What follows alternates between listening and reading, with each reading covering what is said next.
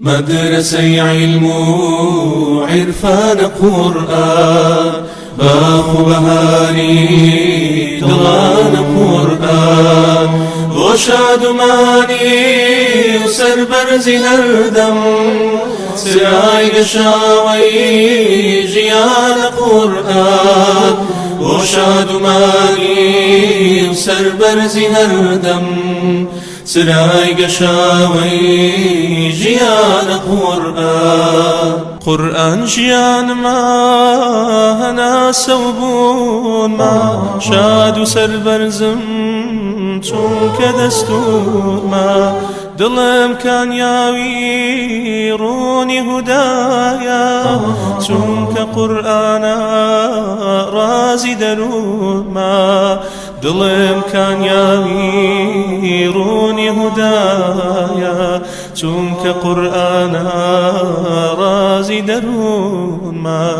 مەدرسەی عیلم و عیرفانە قورئان باخ و بەهاری دڵانە قورئان بۆ شادمانی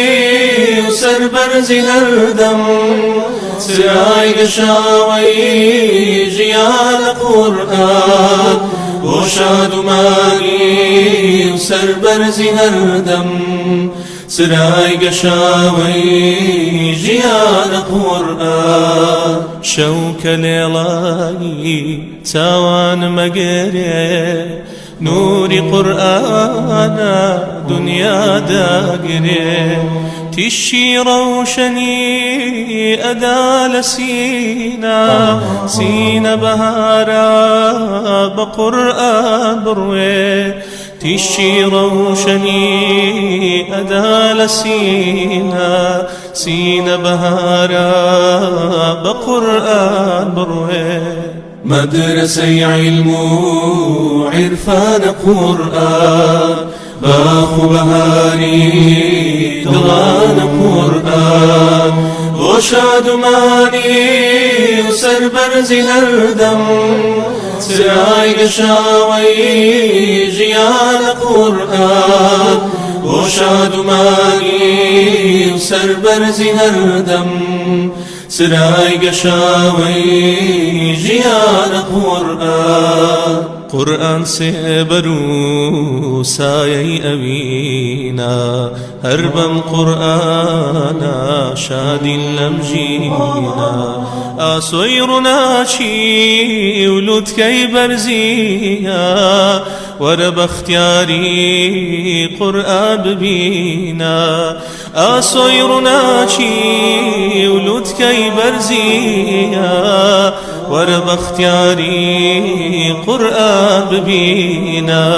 مەدرسەی عیلم و عیرفانە قورئان باخ و بەهاری دڵانە قورئان بۆ شادمانی و سەربەرزی هەردەم سرای گەشاوەی ژیانە قورئان بۆ شادمانی و سەربەرزی هەردەم سرای گەشاوەی ژیانە قورئان ئەی قورئانەکەم تاکە هەتوانی ساڕژی دەرد و مەرهەمی ژانی دڵی پڕزامم بە تۆ شادە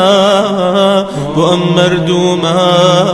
هەناسە و ژیانی دڵی پڕزامم بە تۆ شادە بۆ ئەم مەردوومە هەناسە و ژیانی